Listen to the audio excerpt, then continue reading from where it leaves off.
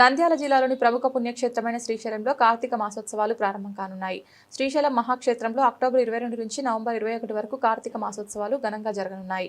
కార్తీక మాసోత్సవాలు పురస్కరించుకొని ఈవో శ్రీనివాసరావు మాట్లాడుతూ సాధారణ భక్తుల సౌకర్యార్థం కార్తీక మాసమంతా కూడా గర్భాలయ అభిషేకాలను మరియు సామూహిక అభిషేకాలను పూర్తిగా నిలుపుదల చేయడం జరిగింది. కాగా క్యూ లైన్లలో భక్తులకు ఎటువంటి ఇబ్బంది లేకుండా అవసరమైన అన్ని జాగ్రత్తలు తీసుకోవాలన్నారు. క్యూ కాంప్లెక్స్ లో అల్పాహారం, బిస్కెట్లు, మంచినీరు నిరంతరం అందిస్తుండాలన్నారు. అదేవిధంగా భక్తుల రద్దీని దృష్టిలో ఉంచుకొని లడ్డు ప్రసాదాలు సిద్ధంగా ఉంచుకోవాలన్నారు. కార్తీక మాసంలో భక్తుల పుణ్యస్నానాలను ప్రాధాన్యత ఇస్తూ కారణంగా పాతాళగంగ వద్ద అవసరమైన ఏర్పాట్లన్నీ కూడా పకడ్బందీగా ఉండాలన్నారు. పాతాళగంగ వద్ద శౌచాలయాల నిర్వహణ, పారిశుద్ధ్యం, లైటింగ్, గజయితగాల్లో నిపుణుడు ఏర్పాట్లు అన్ని ఎటువంటి లోటు లేకుండా ఉండాలన్నారు. ఈ సంవత్సరం నూతనంగా ప్రవేశపెట్టిన కోటి దీపోత్సవం మరియు తెప్పోత్సవం కార్యక్రమాల నిర్వహణ ప్రణాళికాబద్ధమైన ఏర్పాట్లు ఉండాలన్నారు.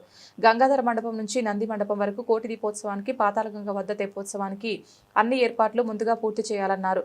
క్షేత్రానికి అధిక సంఖ్యలో భక్తులు తరలివచ్చే అవకాశం ఉన్నందున రద్దీ రోజులు శని, ఆది, సోమవారాలు, పౌర్ణమి, ఏకాదశి సెలవు రోజులు మొత్తం 16 రోజుల పాటు శ్రీ స్వామివారి సర్పదర్శనాలు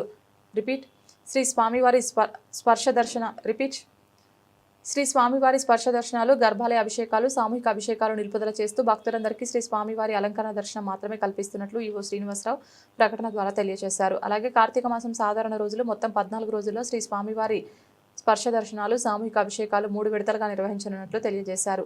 అలాగే అమ్మవారి అంతరాలయంలో భక్తులు నిర్వహించుకునే కుంకుమార్చన కూడా అమ్మవారి ఆశీర్వచన మండపంలో అందుబాటులో ఉంచామన్నారు.